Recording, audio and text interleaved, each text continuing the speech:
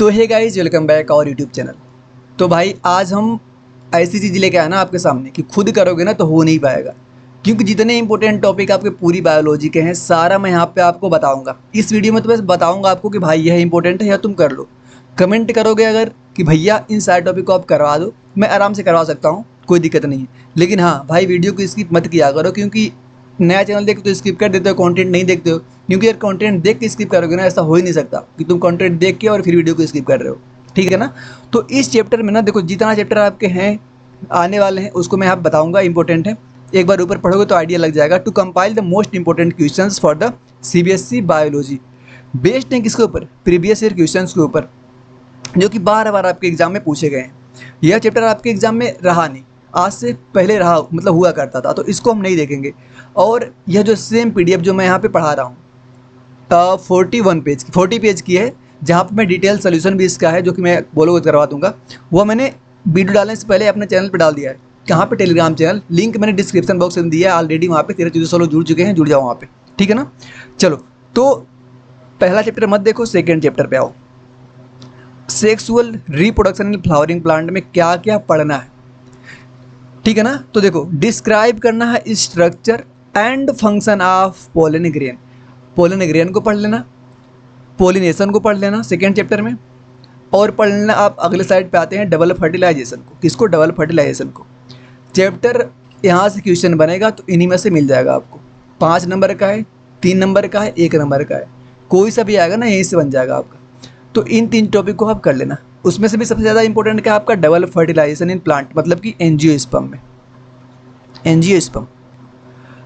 Next chapter देखो आप, human reproduction. Describe करना द प्रोसेस ऑफ स्पर्मेटोजेनेसिस और oogenesis। अब सोचो, जो लोग मुझे पहले से यहाँ पे देख रहे हो, अगर मैं ह्यूमन रिप्रोडक्शन की PYQ 10 साल की पहले डाल चुका हूँ, वहाँ पर भी क्वेश्चन करवाया हूँ, 3 साल लगातार क्वेश्चन पूछा है। ठीक है ना। तो यह क्वेश्चन बहुत इंपॉर्टेंट है, स्पर्मेटोजेनेसिस और oogenesis वाला। What is the menstrual cycle and it's hormonal regulations. Menstrual cycle पढ़ लो और उसके हार्मोन्स में क्या क्या चेंज होते हैं वह पढ़ लो, यह भी इंपॉर्टेंट है। Explain the role of placenta during the pregnancy. यह 3 आपको पढ़ने हैं ह्यूमन रिप्रोडक्शन में। समय है तो पूरा पढ़ो, मैं ऐसा नहीं बोल रहा हूँ कि बस इसी को पढ़ो, समय है तो पूरा पढ़ो, लेकिन रिवीजन जब कर रहे हो तो इस पर आपको ज़्यादा ध्यान देना है। ठीक, इस पर आपको ज़्यादा ध्यान देना है। रिप्रोडक्टिव हेल्थ क्या पढ़ना है इसमें? सिग्निफिकेंस पढ़ना है रिप्रोडक्टिव हेल्थ इन सोसाइटी में। सोसाइटी में सिग्निफिकेंस पढ़ना है ना रिप्रोडक्टिव हेल्थ का। देखो कितना मार्क में पूछा है, 5 मार्क में 21 में पूछा था अभी क्वेश्चन, हाल ही की बात है भाई। आगे देखो, आगे इसी के अंदर सेकेंड चीज़ क्या पढ़ना है आपको? कॉन्ट्रासेप्टिव मेथड्स, 2020 में 3 मार्क का। एक्सप्लेन करना role of amniocentesis detecting the genetic disorders, तो इसको भी आपको पढ़ना है। 3 टॉपिक मिल गए आपको रिप्रोडक्टिव हेल्थ में। और क्लास 12 के सबसे इंपॉर्टेंट चैप्टर हैं वो कौन कौन से हैं? Principle of inheritance and variation, और इसके बाद वाला chapter molecular basis of inheritance. बहुत ही इंपॉर्टेंट चैप्टर दोनों हैं, तो इनको आपको पढ़ना है। तो इनमें क्या क्या पढ़ना है? देखो, पहला पढ़ना है आपको Mendel's law of inheritance, NCERT में पहले ही मिल जाएगा। फिर पढ़ना है आपको इनकम्प्लीट डोमिनेंस को। थर्ड नंबर पे क्या पढ़ना है? Chromosomal theory of inheritance. 3 चीज़ पढ़ लो, क्लियर, चैप्टर क्लियर। क्वेश्चन फंस जाएगा यहाँ से। मॉलिक्यूलर बेसिस ऑफ इनहेरिटेंस, इसमें क्या पढ़ना है? स्ट्रक्चर ऑफ डीएनए पढ़ लो। देख रहे हो 5 मार्क में आया स्ट्रक्चर ऑफ डीएनए को। आगे देखो, आगे देखो इसमें, हाँ, डिस्क्राइब करना है role of mRNA in protein synthesis.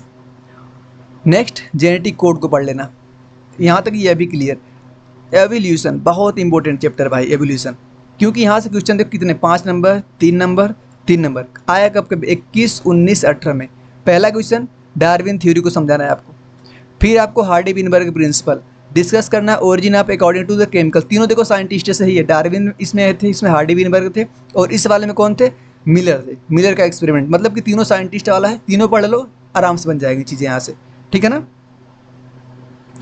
अब देखो, अब आते हैं अपनी अगली स्लाइड पे। नेक्स्ट चैप्टर आपका जो भाई है, नहीं इसी में 8वां चैप्टर यहीं पे नीचे था ना, यहीं पे नीचे है यह चैप्टर, हाँ, ह्यूमन हेल्थ एंड डिजीज।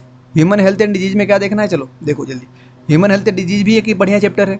इसमें आपको इम्यून सिस्टम इन ह्यूमन के हेल्थ में क्या इसका रोल होता है, फर्स्ट ये आपको देखना है। एक्सप्लेन करना है लाइफ साइकिल ऑफ प्लाज्मोडियम, यह भी इंपॉर्टेंट है। What are the cause and symptom of AIDS. तो इसमें से ह्यूमन हेल्थ एंड डिजीज में से 3 टॉपिक आपको मिल गए बढ़िया बढ़िया, इन तीनों टॉपिक को कर लेना। Strategy for the enhancement of the food नहीं रहा आपके चैप्टर में, लेकिन पीडीएफ मैंने दिया है, क्योंकि अगर कोई बायो बैकग्राउंड से मतलब मेडिकल के क्षेत्र में जाना चाहता है ना, तो वहाँ से ये क्वेश्चन यहाँ से मिलेंगे देखने के लिए, ठीक है ना। चलो अब आते हैं हम अपने अगले स्लाइड के ऊपर। अगला स्लाइड हमारा क्या है, माइक्रोब्स इन ह्यूमन वेलफेयर। देखना है आपको माइक्रोब्स, रोल बताना है आपको माइक्रोब्स का कहाँ पे, सीवेज ट्रीटमेंट के अंदर।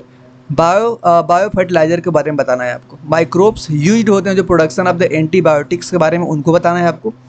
बायोटेक्नोलॉजी प्रिंसिपल एंड प्रोसेस को आपको बताना है। इसमें क्या बताना है आपको, रेस्ट्रिक्शन एंजाइम के बारे में, प्रोसेस ऑफ जीन क्लोनिंग के बारे में। अगली स्लाइड पे आते हैं हम, और पीसीआर टेक्निक को एक्सप्लेन करना है आपको।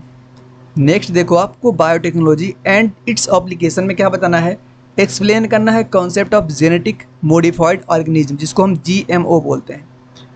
Application of biotechnology in medicine, इसको आपको बताना है। डिस्क्राइब करना the role of biotechnology in the environmental protection के अंदर। तो 3 चीज़ यहाँ से हो गए। लास्ट आपका आता है इकोलॉजी में से organism and population para chapter. अब देखो यहाँ पे आपको क्या क्या बताना है। यहाँ पे सबसे पहले आपको डिस्कस करना है इंटरेक्शन बिटवीन द इकोसिस्टम, मतलब इकोसिस्टम में आपको इंटरेक्शन को बताना है। और बताना है आपको व्हाट इज होमियोस्टेसिस, एक्सप्लेन करना है concept of the ecological succession को। इकोसिस्टम में देखो एनर्जी फ्लो को बताना है आपको। डिस्क्राइब करना role of decomposer in ecosystem, what are the components of ecosystem. 3 point यहाँ पे हो गए। लास्ट चैप्टर आपका आने वाला है biodiversity and conservation. Biodiversity and conservation में आपको बायोडाइवर्सिटी ही बतानी है क्या होती है। डिस्कस करना है importance of the conservation of the biodiversity. Last आपका बायोडाइवर्सिटी हॉटस्पॉट, यह चैप्टर आपके में रहा नहीं। तो देखो इस प्रकार से अब आइडिया हो गया आपको कि भैया इतने इंपॉर्टेंट है, इतना हमें करना है। खुद से कर लोगे, पीडीएफ में दिया है, अच्छी बात है। तो चलो धन्यवाद। कमेंट जैसे करोगे वैसे मैं आगे करवाऊँगा कंटिन्यू।